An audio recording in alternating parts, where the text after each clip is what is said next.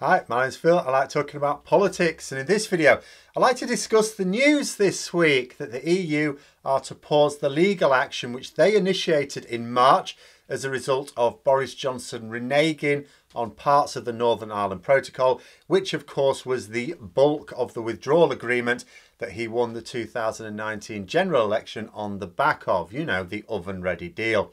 But first, if you'd like to be notified of daily news and politics, please subscribe to the channel and click the bell notification icon.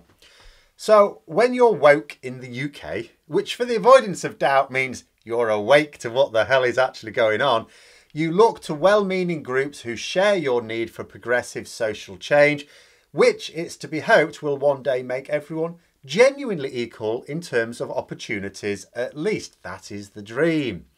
And it is deeply distressing, therefore, when these groups ultimately fail. It's a bit like having a friend, I find, getting mugged in a dark alley. Now, the one responsible for this is, of course, the mugger. They were the ones who acted deliberately out of malice. But you still can't help feeling your friend was a little bit lacking in walking down an alley at the dead of night. A bit like that with politics. Boris Johnson and the Conservatives are responsible for the very serious problems that many of us face right now. They were responsible for the austerity that has killed over 100,000 people in this country, plunged many more into poverty, massively increased the gap between the rich and the poor. Only billionaires of all demographics have actually increased their wealth as a result of the Tories' time in power. It is their fault that we left the EU under a cloud of lies and hatred. It is their fault that our lifeboat charity is now facing abuse for saving people's lives. It is their fault that innocent people are being unlawfully deported, that our pandemic response has resulted in the deaths of another over 100,000 people, that we've ruined the education of an entire cohort of GCSE and A-level students, that we've lost our freedoms, and that we are losing more. It's their fault because they have done it to us deliberately. It's not the fault of anyone opposed to it, even if you felt they should have done better. But like the friend who got mugged, you just wish they had a bit more wisdom. Various senior members of the EU have recently expressed the view that Boris Johnson signed up to the Northern Ireland Protocol with his fingers crossed behind his back, that he never intended to implement it in good faith. Seriously? There are senior people, influential people in the EU that only just came to this conclusion. They thought he was just going to implement it all with a smile on his face. I mean, after all, he signed it. Even after he started lying to the British and Irish public about the consequences.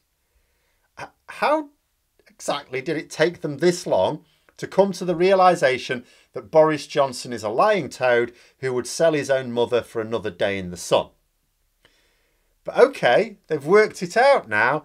Understanding the situation, they can now adopt a strategy that will take Johnson on with eyes wide open. Right then, let's see if we can get some progress here. Then I see the news this week that the EU are pausing their legal action against the government. I mean, the legal action itself is largely neither here nor there. I said at the time they initiated it, it's not really ultimately going to do anything. Legal action like this takes a long time. Years, really. I mean, we're 4 months on and nothing has happened.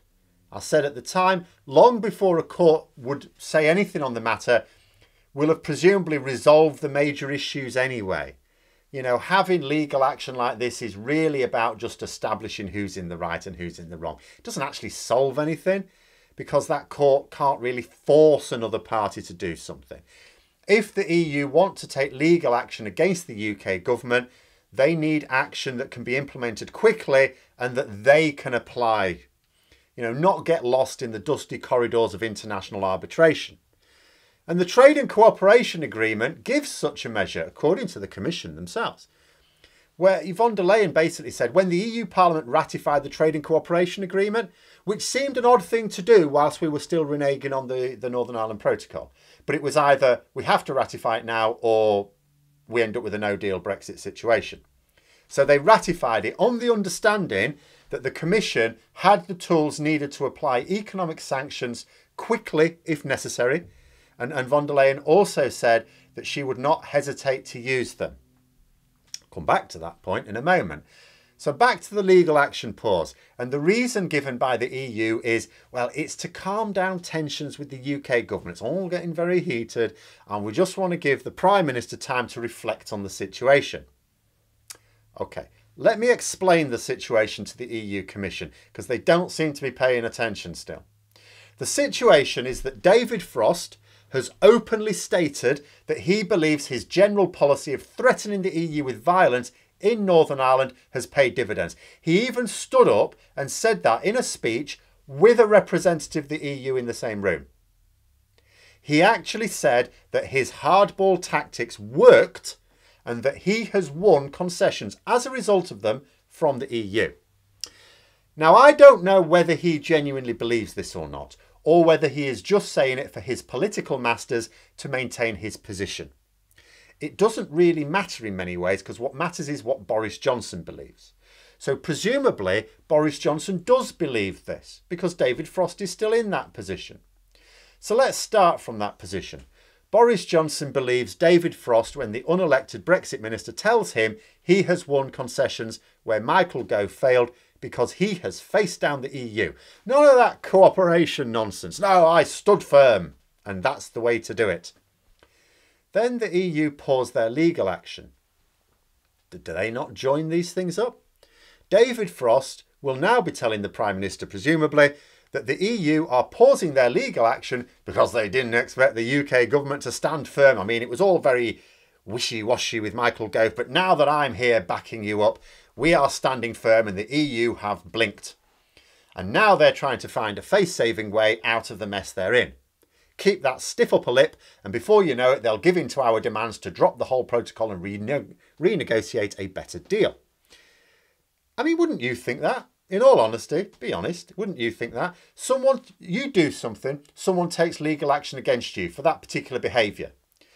Not only don't you stop that behaviour, you double down on it. You actually boast to everyone listening, and there's a lot of people listening to the government, that you're actually going to worsen your behaviour, in fact. I'm not just going to stop it, I'm going to get even worse, is what you say. Then a few months later, the other side says, I'll tell you what, we're going to pause the legal action and let you think about what you did. Are you kidding me? If 4 months since the legal action began, that didn't get Boris Johnson to think again, how is effectively extending the time before it will even get to court and possibly even giving the impression, at least the strong hint, that it will never actually get to court, how's that going to make him think again? In addition, what about that quicker application of punishment tariffs that the EU Commission said it could use now? We won't hesitate to use them if the UK government continues to renege on its commitments. That's paraphrasing, but that's pretty much what was said. Oh yes. Well, Boris Johnson has continued to renege on his commitments. He's continued to suggest that he will renege on even more. What's happening then? And as if that weren't daft enough in my mind, I see a report in the Financial Times on this news, quoting an EU diplomat as saying they didn't want to give David Frost any excuse to suspend the protocol. The actual quote was, anything could provide Frost the match he seeks to light the fire, including the infringement process. Consider what they've said there. Anything could provide Frost the match he seeks. So they think that David Frost wants an excuse to trigger this Article 16, which doesn't actually work in this way anyway, and suspend the protocol. So what they're basically saying is, I'm a Europhile, and this is what that statement tells me. It tells me that the EU think that David Frost is a madman, first of all, and that they're scared of what he might do. So scared, in fact, that they're even willing to back down and pause the legal action.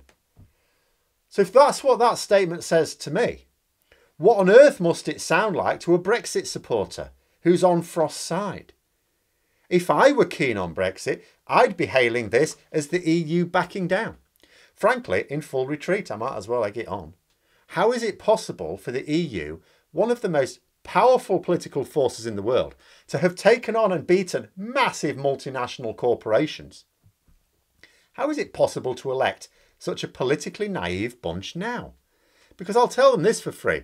It is difficult to face down anyone who has no regard for any level of morality, who has no boundaries.